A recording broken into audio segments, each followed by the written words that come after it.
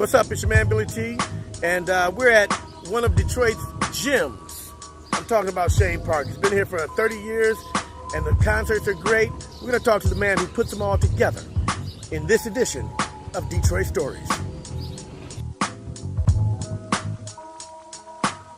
Let's take it in. I mean, this Grand Rapids, he asked for 125 of us. I said, hey, I got 100 for you. This is rock solid right now. You know what I'm saying? We're at Chene Park. Mr. Sulaiman Mausi, tell us how you got into this business, man. Ooh, I kind of loosely grew up in this business. My mother was the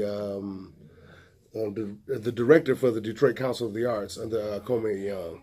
And, you know, growing up, you know, she would always do special events and things like that. So I was behind the scenes as a kid, didn't really understand it at the time, what was going on. But I'd pick up key things here and there. And that's when I first kind of realized was a part of it. And I have my kids around, they don't really get what's happening. But it kicks in later. That later for me was in college when I started doing parties. Eventually when I graduated, when I was down in North Carolina. Then when I graduated, I came back home, and they had the big party promoters, you know, in the city already, and wanted to do something different. So I kind of tripped into doing live shows. So that's kind of where it started, you know.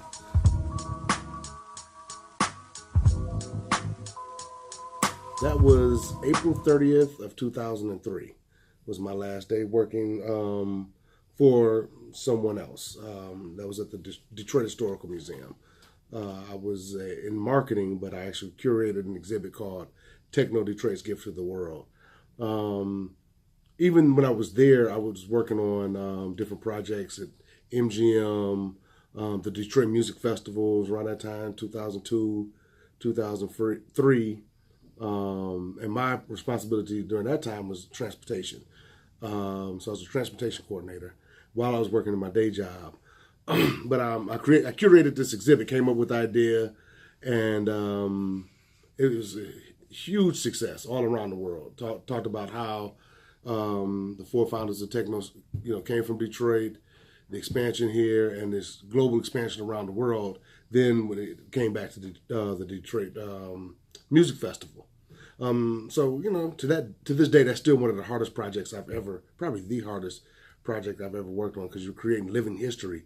So these people are alive and working, so you have to be very careful not to date them or, you know, just tell the story. You know, you don't want to tell a story and put them and make them as old and things like that, you know, and they're still working all these years later. But it was a huge success. And, you know, I was making $33,000 a year before taxes, you know, wife, young kid. And I said, you know, if I can create this for y'all, I can create this for myself. And, you know, I was working at night, you know, at the time, honing my craft. There was no Chene Park that wasn't out there, you know, just figure, you know, after taxes, which, you know, $33,000, which you're making $1,200 a month, you know what I'm saying? If you're like $1,500, I just figured I can hustle that up. And, you know, so I took a leap of faith. I told my wife that, you know, I had put in my 2 weeks notice, and she was not happy at the time.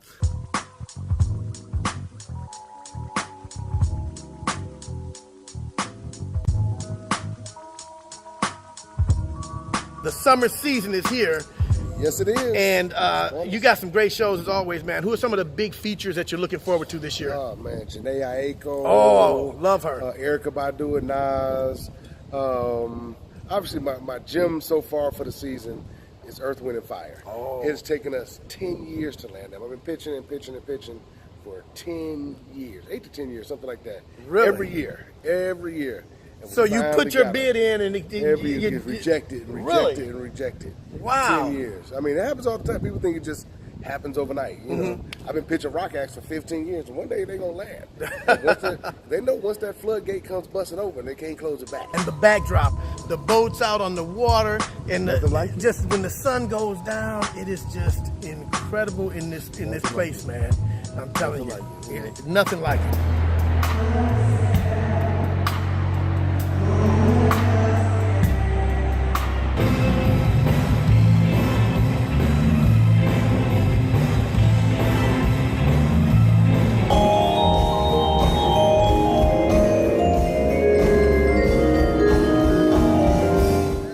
Wednesday night, was that your creation?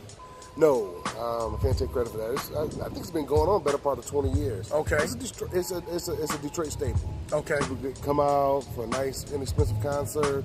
The bars are popping. It's like it's a Detroit thing. It's out there, you know. It is.